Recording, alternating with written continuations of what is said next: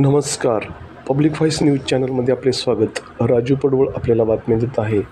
नुकताच रवींद्र सुतवणे यांचा कृतज्ञता सोहळा बँक ऑफ बडोदा एम्प्लॉईज युनियनतर्फे साजरा करण्यात आला.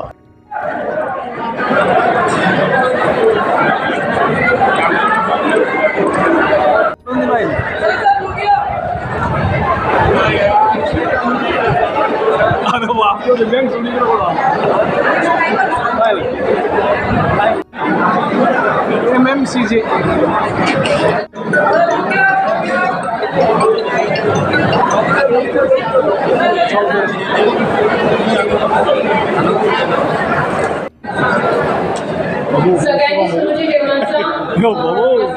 स्थान बना दिया है। ऐसे आज के हमारे उत्सवमूर्ति, आज की हमारी पर्सनैलिटी श्री रविंद्र जी को इनकी जो दिल की भावनाएं है और उनके आने वाले समय की कामयाबी की उम्मीद पर कदम विश्वास अपने आप पास होना चाहिए, विश्वास अपने आप होना चाहिए। छत्रपती शिवाजी महाराजांचा मुलगा आणि घटनाकार श्री बाबासाहेब आंबेडकर यांना विनम्र अभिवादन करतो. बराच वेळ झालेला आहे, मी जास्त वेळ घेणार नाही, बोलायचं खूप आहे, परंतु वेळेचं नियोजन करताना काही माझ्या भावना मी नंतर व्यक्त करीन. पण आज इथं तमाम माझ्यावर प्रेम करणारे माझे बंधू भगिनी, नातेवाईक, माझे सहकर्मचारी, पदाधिकारी, गुरुजन सर्व उपस्थित आहेत, त्यांना मी नमन करतो. या प्रसंगी मी सर्व माझे आई वडील आणि सासू सासरे यांच्याबद्दल कृतज्ञता व्यक्त. त्यांनी मला जे जन्म दिला आणि हे जग दाखवलं, त्यांचा मी अत्यंत ऋणी आहे. ह्या जीवनामध्ये चांगले मित्र मिळणं हे पण भाग्य लागतं, तर असे जीवनाची देणारे मित्र आहेत. त्याच्यामुळं त्यांच्याविषयी मी कृतज्ञता व्यक्त करतो.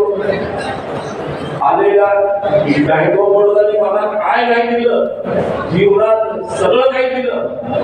मी आज जे पण काय आहे ते बँक ऑफ बडोदा आहे.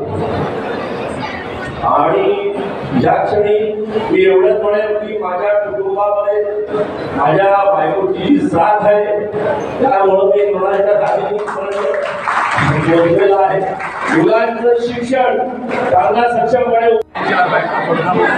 जॉईन झालो तर माझा आदर्श माझे वडीलच आणि वडिलांनी सतोडीने जे जीवन एक आदर्श शिक्षक म्हणून त्यांनी काम केलं आणि विद्यार्थी घडवले. त्याचं उत्तम उदाहरण सर्जेराव ठोंबरे जे आहेत आत्ताचे, की ते माझ्या घरी 3 वर्ष वडिलांनी त्यांना सांभाळलं.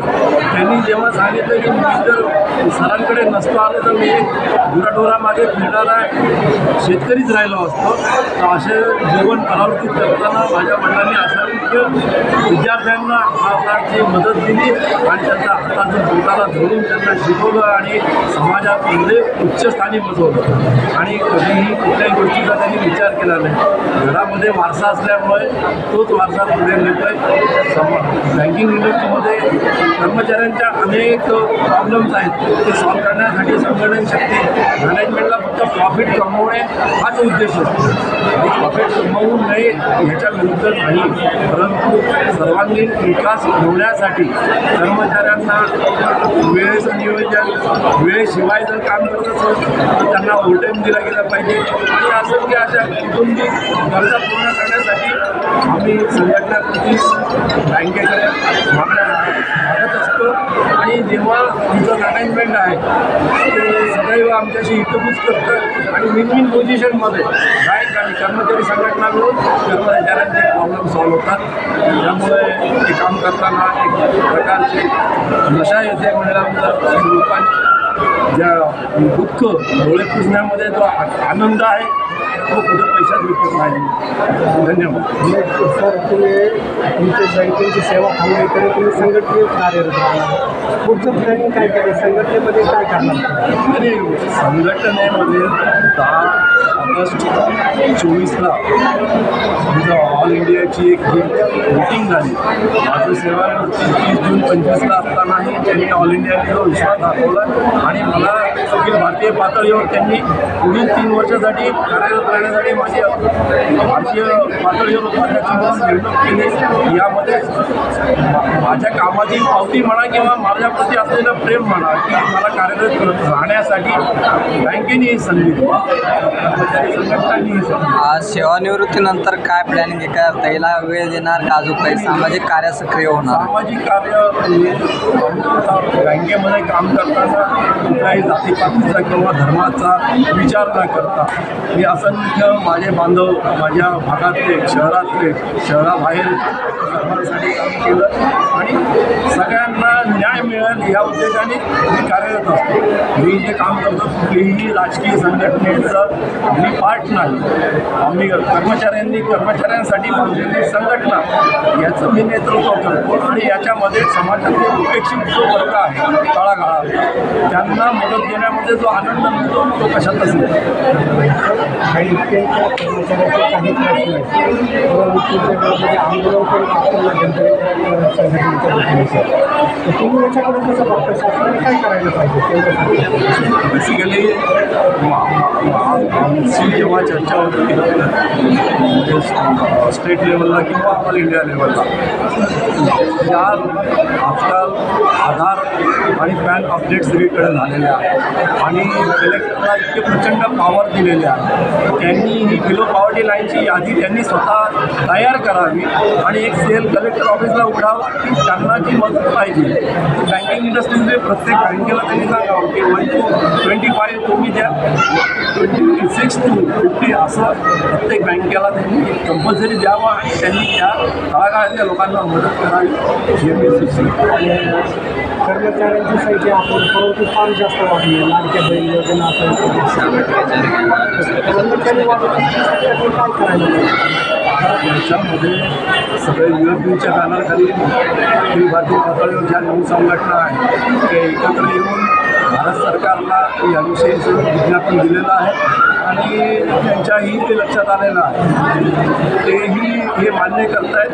पण समाजात आमचं असं म्हणणं आहे की समाजामध्ये जे उदयोन्मुख आलेले मुलं ग्रॅज्युएट झालेले तर त्यांच्या हाताला काम मिळण्यासाठी त्यांना बाहेर पाठवण्यापेक्षा तुम्ही बँकिंग इंडस्ट्री सामावून घ्या. कारण आता संख्या कर्मचाऱ्यांची इतकी अपुरी पडते.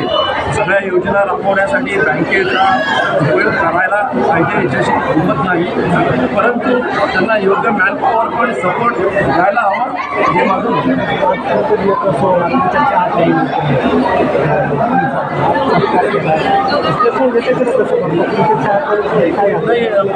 हे एक प्रेम आहे.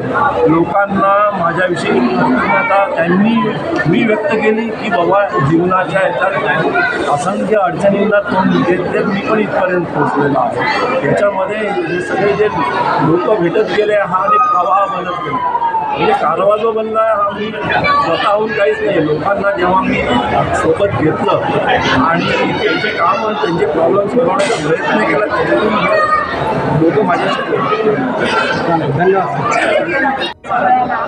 सगळे मान्यवर उपस्थित कार्यक्रम खूप छान झाला.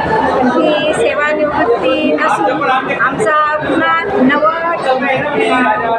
नवीन याला आम्ही सामोरं जात आहे आणि सेवानिवृत्तीमध्ये अनेक बँकर्सचे यांनी प्रश्न सोडवले. त्याच्यानंतर त्यांना मॅनेजमेंटशी त्यांच्या फायद्यासाठी हितपूच केलं आणि सगळ्या कुटुंबाला धरून आज आम्ही 40 वर्षाचा प्रवास इथपर्यंत केला. हे सगळ्यांची आम्हाला खूप साथ आहे म्हणून आम्ही इथपर्यंत सरांनी काही भविष्यामध्ये काही प्लॅनिंग केलं का? आहे. भविष्यातलं प्लॅनिंग आहे. अजून ते 3 वर्ष ऑल इंडियाचे व्हाईस प्रेसिडेंट आहे. त्याच्यानंतर महाराष्ट्राचे जनरल सेक्रेटरी आहेत. त्याच्यानंतर 7-8 विश्वस्त मंडळाचे काम करतात ते विश्वस्त म्हणून. त्याच्यानंतर ब्राह्मण सभेचं काम करतात.